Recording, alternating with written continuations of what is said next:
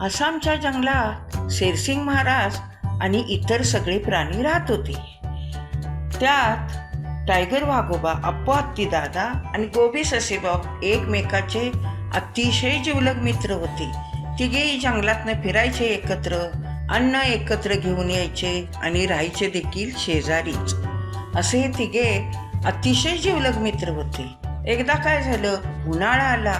त्यामुळे जंगलातली झाडे सुकून गेली, फळे सुकून गेली आणि सरोवरातले पाणी आटून गेले. अरे देवा, आता पाणी कुठून आणायचे, कसे प्यायचे? सगळ्या प्राण्यांना प्रश्न पडला. सगळे प्राणी पाण्याविना हैराण झाले. मग हे तिघे मित्र काय म्हणाले, अरे चला आपण जंगलात शोधूया, कुठे पाणी आहे का पाहून या. म्हणून ते तिघे मित्र पाणी शोधायला गेले. बराच वेळ जंगलातनं फिरले आणि त्यांना एके ठिकाणी एक छोटंसं पाण्याचं सरोवर दिसलं. त्यामुळे तिघांना खूप आनंद झाला. मग ते त्या सरोवरातले पोटभर पाणी प्यायले आणि नंतर जंगलात आपल्या गुहेजवळ आले. इतरही प्राण्यांना त्यांनी सांगितलं. अप्पू हत्तीदादा आणि गोबी ससेबाऊनी, अरे मित्रांनो, आपल्या जंगलात एक सरोवर आहे छोटंसं, तिथे पाणी आहे, तुम्ही जाऊन रोज पाणी पिऊन येत जावा. पण टायगर वाघोबाने ही बातमी काही सांगितली नाही. ते स्वार्थी होते. त्यांना वाटत होते हे पाण्याचे सरोवर आहे हे कोणालाही सांगता कामा नये, म्हणून त्यांनी वाच्यता केली नाही. पण अप्पू हत्तीदादांनी गोबी ससेबाऊंनी सांगितल्यामुळे सगळे प्राणी त्या सरोवरात रोज पाणी प्यायला यायला लागले. हे सण होईना टायगर वाघोबांना. अरे, हे सगळे प्राणी आले तर पाणी संपून जाईल, मग आपण काय करायचे? मग एकदा ते पाणी प्यायला गेले. पाणी खूप गोड होतं सरोवराचं. पाणी पिता पिता काय म्हणाले, अरे आता हे पाणी संपून जाईल, सगळे प्राणी येतात, त्यामुळे आपण काहीतरी युक्ती केली पाहिजे आणि आपल्या मित्रांना सुद्धा ती सांगायची नाही, असे त्यांनी ठरवले. आणि ते सरोवरातनं बाहेर आले. पळत पळत पळत जिथे प्राणी सगळे होते तिथं गेले. मग अप्पू हत्तीदादा काय म्हणाले, अरे टायगर वाघोबा, एवढे पळत का आलाय, काय झालं? मग टायगर वाघोबा बोलू लागले, अरे मित्रांनो, काय सांगू तुम्हाला, मी आता आपल्या सरोवरात पाणी प्यायला गेलो आणि पाणी न पिता परत आलो. अरे काय झालं? सगळे प्राणी म्हणाले, अरे एक मोठी मगर बघितली मी, ती सरोवरात होती आपल्या. आता कुणीही तिथे पाणी प्यायला जाऊ नका. अरे मगर, आता एकच सरोवर होतं आणि आता आपण पाणी कुठे प्यायचे? सगळ्या प्राण्यांना प्रश्न पडला. मग अप्पू हत्तीदादा म्हणाले, अरे मित्रांनो, काय करायचं आपण? आता आपण जंगलातली रस असलेली फळे खाऊन पाण्याची तहान भागवूया. आता त्याशिवाय आपल्याला पर्याय नाही. आता नाही आपण कोणी जायचं सरोवराकडे, असे अप्पू हत्तीदादा म्हणाले. मग त्याप्रमाणे कोणतेही प्राणी त्या सरोवराकडे जायचे नाहीत. मग सगळे नसल्यावर हळूच टायगर वाघोबा जाऊन पाणी पिऊन यायचे, आपली तहान भागवायचे. असं करता करता बरेच दिवस झाले. प्राणी खूप हैराण झाले होते पाण्याविना. मग एकदा काय झालं, गोबी ससेबाऊंना खूप तहान लागली होती.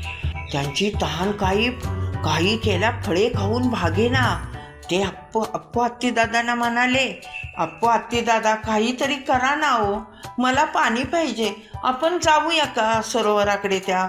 अप्पू हत्तीदादा म्हणाले, अरे गोबी ससेबाऊ, नको जायला.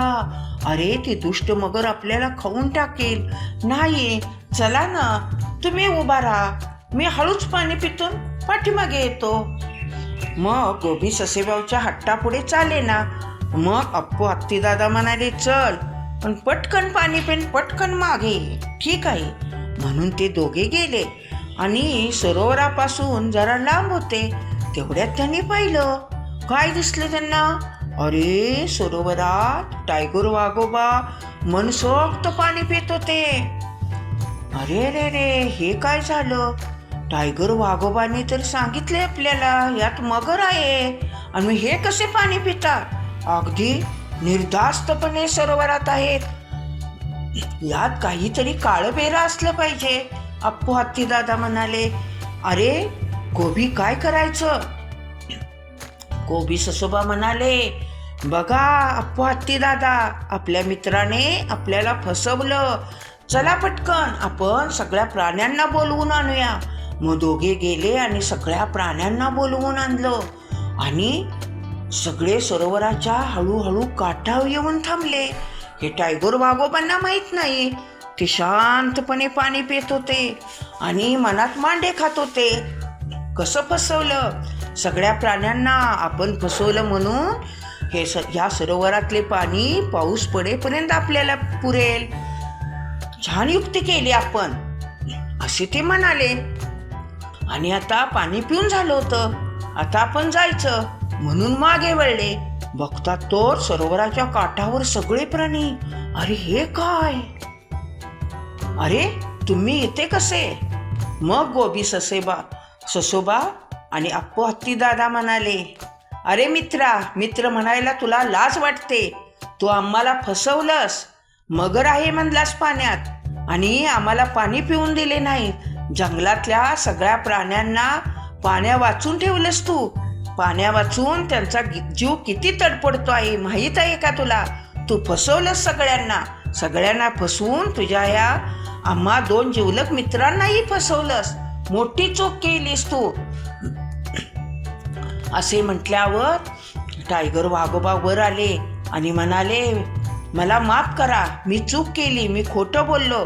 तेवढ्या शेरसिंग महाराज आले आणि म्हणाले, अरे मूर्खा, तू चूक नाही, अतिशय घोर पाप केलेस. आम्हाला पाण्याविना तडपडायला लावलंस. हे प्राणी बघ सगळे, पाण्याविना त्यांची कशी कायदी होत आहे. तू फसवलंस, तुला एकट्याला पाणी पाहिजे होतं म्हणून हे ढोंग केलंस. मग याची तुला शिक्षा झालीच पाहिजे. मग शेरसिंग महाराज म्हणाले, काही नाही, तू 15 दिवस या सरोवराकडे अजिबात यायचं नाहीस, पाणी प्यायचं नाहीस. असं म्हटल्यावर टायगर वाघोबाला 15 दिवसाची शिक्षा झाली. सगळे प्राणी येऊन पाणी पिऊन जात होते, पण वाघोबांना पाणी नव्हतं. त्यांच्या जीवाची तगमग झाली. पाण्याविना त्यांच्या शरीरात अशक्तपणा आला. त्यांना चालणे देखील जमेना. शेवटी घायाळ झाले.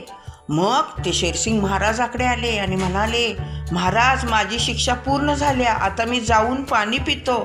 अरे मूर्खा, पाणी पी, पण तू हे जंगल सोडून जा. इथे राहण्याचा तुला काही अधिकार नाही. महाराज, मी चुकलो, मला एकदा संधी द्या. मी इथून पुढे असे वागणार नाही. ठीक आहे, एक संधी देतो, इथून पुढे असा वागू नको. अरे जंगलातले सगळे प्राणी आपलेच आहेत, ते आपले मित्र आहेत. त्यांना तू फसवलंस. इतकेच नाही तर तुझ्या खऱ्या मित्रांना, अप्पू हत्ती दादांना आणि गोबी ससेबाऊंनाही तू फसवलंस. तू खूप वाईट वागलास. महाराज, मी चुकलो, मी आता इथून पुढे चांगला वागेन. ठीक आहे, पण एवढीच संधी आहे, असे शेरसिंग महाराज म्हणाले. मग तिथून पुढे टायगर वाघोबा चांगले वागू लागले. मग थोड्या दिवसांनी जंगलात पाऊस पडला. मग जंगलातली झाडे हिरवीगार झाली, फळे फुलली.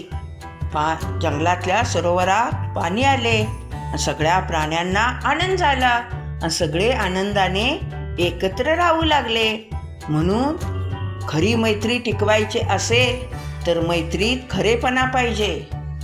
आणि कोणाला फसवण्याचा प्रयत्न केला तर आपणच त्यात फसतो.